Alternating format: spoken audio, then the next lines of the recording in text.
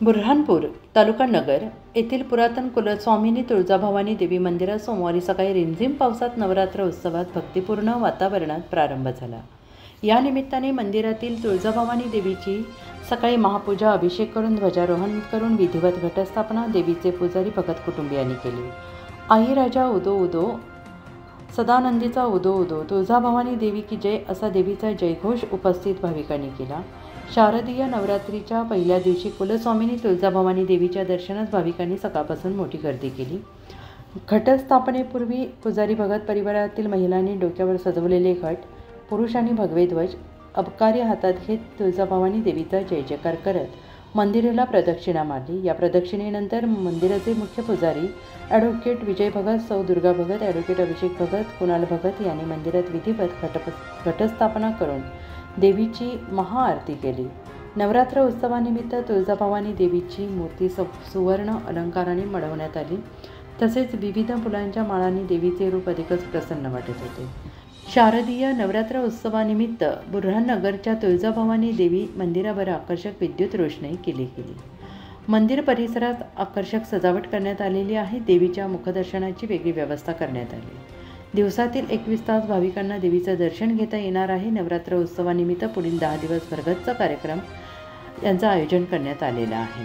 तुळजाभवानी देवीचे दर्शन श्री बुऱ्हाणनगर देवी या पेजवर सर्व समाज माध्यमांवर उपलब्ध आहे, अशी माहिती मंदिराचे पुजारी ॲडव्होकेट अभिषेक भगत यांनी देऊन सर्व भाविकांना संबोधित केलं आहे।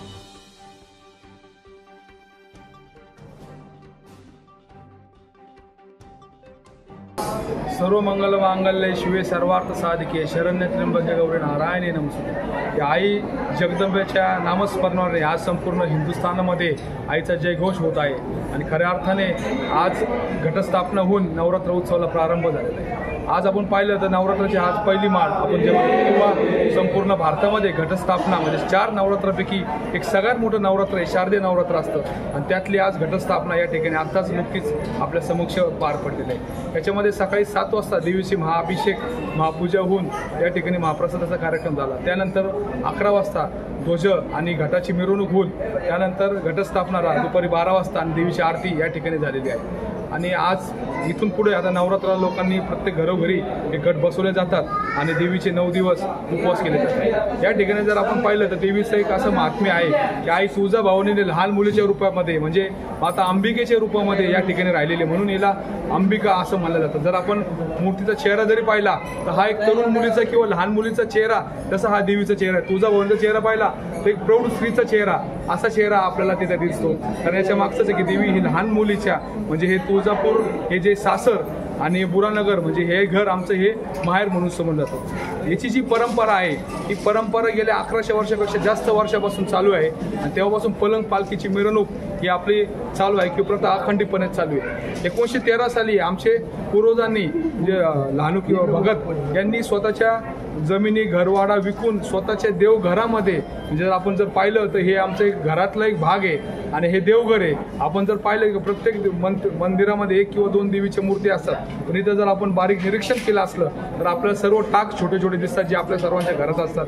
म्हणजेच की देवघरालाच 1913 साली मंदिराचं स्वरूप दिलं आणि याची आम्ही भक्ती की लोकांना दर्शनासाठी हे सगळं खुलं केलं आणि ह्याप्रमाणे इथं त्यामुळे लोकांची एक भावना इथे जे लोक तुळजापूरला जाऊ शकत नाही किंवा त्यांच्या अडीअडचणी ते जाऊन दूर करू शकत नाही, देवीची शास्त्रोक्त पूजा अर्चा तिथं होऊ शकत नाही, ज्यांना अडचणी येतात दूर जायला ते सर्व लोक सुद्धा या ठिकाणी येतात आणि दररोज इथे वेगवेगळे विविध कार्यक्रम म्हणजे सकाळी जर आपण पाहिलं तर देवीची 7 वाजता शृंगार आणि आरती रोज या ठिकाणी केली जाते। तर त्याच नंतर आपण जर या ठिकाणी पाहिलं तर संध्याकाळी 10 वाजता रोज देवीची नित्य आरती या ठिकाणी केली जाते आणि दिवसभर भजन, कुंकुमार्चन आणि विविध धार्मिक कार्यक्रम या ठिकाणी केले जातात। आपण जर सर्व पाहिलं की सर्व भाविकांच्या दृष्टीने आता पावसाची किंवा याचे सगळे वेळ आहे तर त्यासाठी आम्ही प्रशस्त मोठ्या प्रमाणात इन्व्हर्टर किंवा त्याचं एक सबस्टिट्यूट बॅकअप म्हणून आम्ही त्याची सोय केलेली आहे। एक चांगले 20 ते 25 CCTV कॅमेरे सुरक्षेच्या दृष्टीने आम्ही या ठिकाणी तैनात केलेले आहे इथं आमचे मंदिराचे किंवा स्वतःचे आमचे सुरक्षा रक्षक आहेत. त्याबरोबर पोलीस यंत्रणा सुद्धा या ठिकाणी सज्ज आहे की ज्याने कुठल्याही प्रकारचा अनुचित प्रकार या ठिकाणी घडू नये आणि भाविकांच्या सुरक्षेच्या दृष्टीने त्यांची विशेष काळजी केलेली आहे. आपण जर पाहिलं तर पावसाच्या दिवसामुळे आम्ही बॅरिकेडिंग सुद्धा हे सगळं हॉलमध्ये घेतलेलं आहे, जेणेकरून भाविकांना कुठल्याही प्रकारचा त्रास या ठिकाणी होऊ नये. पिण्याच्या पाण्याची सोय असेल, स्वच्छतेकडे विशेष लक्ष दिलेलं आहे. तर या निमित्त माझं सुद्धा या भाविकांना एक नम्र आव्हान राहील की आपण दर्शनाला येताना आपले सोनं नाणे दागदागिन्याचं सांभाळून यावं. आपलं गाडी चालवताना सुद्धा एक रस्त्याची काळजी घ्यावी, कारण रस्ते हा गहन विषय आहे. रस्ते खराब आहेत किंवा पावसामुळे घसरट होऊ शकतात. तर सगळ्यांनी आपली काळजी घ्यावी आणि आई जगदंबेचा आपण या ठिकाणी येऊन आशीर्वाद घ्यावा की जगदंबा आपलं सगळं दुःख दूर करायला इथं आपल्या पुढे हजर आहे किंवा आपल्याला ती आशीर्वाद देण्यासाठी इथं तयार आहे. फक्त आपण या ठिकाणी एकदा येऊन नतमस्तक व्हा. शक्तीची देवता आहे की तुम्हाला अखंडपणे शक्ती द्यायचं काम या ठिकाणी केले जाते. त्याचबरोबर अष्टमीला होम आणि दसऱ्याला मोठी महापूजा आणि कोजागिरी पौर्णिमेला देवीची परत महापूजा होऊन दुसऱ्या दिवशी छबिना होईल आणि त्यानंतर महाप्रसादाचा कार्यक्रम होईल. तर सर्व भाविकांनी सुद्धा त्या महाप्रसादाच्या कार्यक्रमामध्ये आवर्जून उपस्थित राहावे आणि त्याचा प्रसाद म्हणून लाभ घ्यावा. आपल्या सर्वांना याच ठिकाणी विनंती आहे की आपण या जगदंबेचा आशीर्वाद घेण्यासाठी सगळा वेळात वेळ काढून यावे आणि भक्तिभावाने जगदंबेची. उत्तर महाराष्ट्र न्यूज नेटवर्कसाठी संजय सावंत, नगर. आत्मा मालिक मल्टी स्पेशालिटी हॉस्पिटल येथे मोफत सुविधा, एंजिओग्राफी, एंजिओप्लास्टी, बायपास सर्जरी, सर्व प्रकारचे OPD केस पेपर फ्री, सोनोग्राफी फक्त 400 रुपयात, एक्सरे फक्त 100 रुपयात, लॅब तपासणीवर 50% सूट, औषधींवर 20% सूट. अधिक माहितीसाठी संपर्क 90 90 91 91 96 तसेच 7304 75 56 55. आमचा पत्ता Atma Malik multi specialty hospital, Kokamthan, Shirdi Kopargaon road, Samruddhi Mahamarg circle जवळ, कोपरगाव.